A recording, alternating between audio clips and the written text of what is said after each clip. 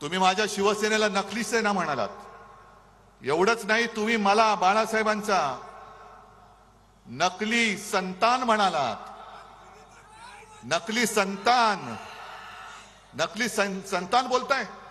अहो तुम्ही तुमचा आत्मा सैतानाला विकलात की काय? मोदीजी, तुम्ही तुमचा आत्मा विकलात सैतानाला, जसं सगळं आदरणीला विकलात तसं. मग कशाला थेर करताय?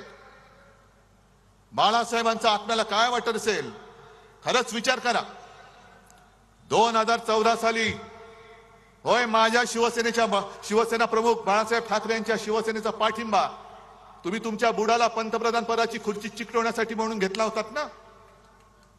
मग 2014 साली ज्या दिवशी मी माझ्या तुळजाभवानीचं दर्शन घेऊन मुंबईला गेलो, नेमका त्याच दिवशी तुम्ही एकनाथ खडसेंकडनं फोन मला का करवलात की आपली युती तोडली म्हणून.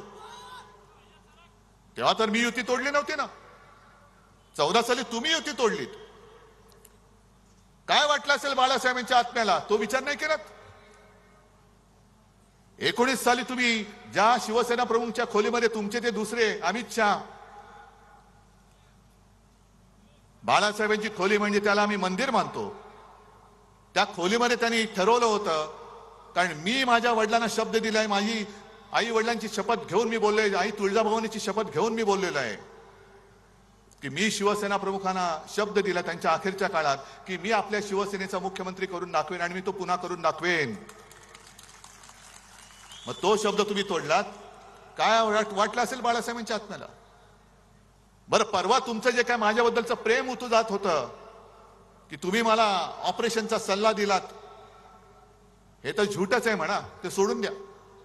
आणि मग तुम्ही माझी चौकशी करत होतात, पण माझी चौकशी करताना जेव्हा मी माझ्या हातपायांची हालचाल करू शकत नव्हतो, आज तुमच्या समोर उभा आहे, ते तुमच्या सगळ्यांचं प्रेम, आई वडिलांचे आशीर्वाद, आई तुळजाभवानीची कृपा म्हणून मी तुमच्या समोर उभा आहे.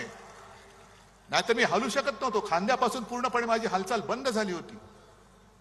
मोदीजी, त्याच वेळेला तुम्ही तुमच्या इथल्या या सगळे जे चेले चपाटे आहेत, जे आज उपमुख्यमंत्री आहेत, त्यांना पुढे करून माझ्या पक्षात गद्दारीची बीज रोवलीत. माझा जाहीर आरोप नाही, ही माझी माहिती आहे. मग तेव्हा बाळासाहेबांच्या आत्म्याला काय वाटलं असेल याचा विचार केलात? गद्दारी करून तुम्ही चांगलं चाललेलं महाविकास आघाडीचं सरकार पाडलं, तेव्हा बाळासाहेबांच्या आत्म्याला काय वाटलं असेल?